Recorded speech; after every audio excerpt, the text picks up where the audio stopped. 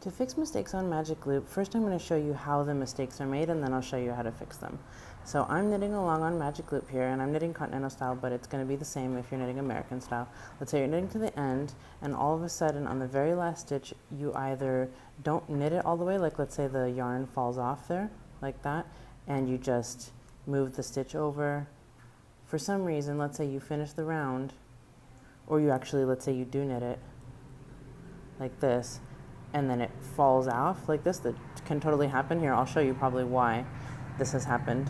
And this is what, well, you'll know this if your working yarn is ever not right here at the end. This is what it looks like when it's done correctly, right? So let's say you start pulling on needles somewhere and you don't hold on to the tips of the needles, and something falls off like this and the yarn comes out and you go, whoops, and you see it and you put it back on. That's great, but now your yarn is coming here, not from the very last stitch.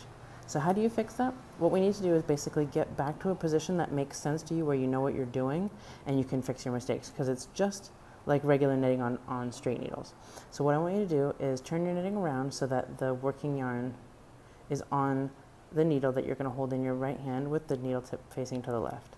Okay? Now, pull this back needle.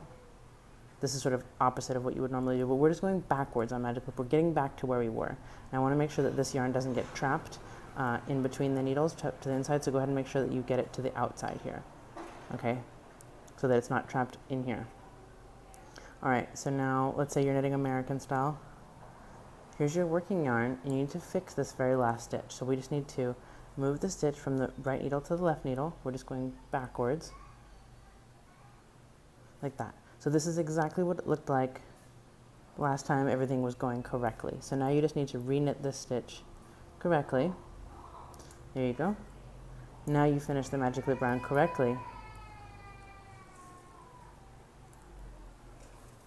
And now you're back in ready position, and everything is working as expected.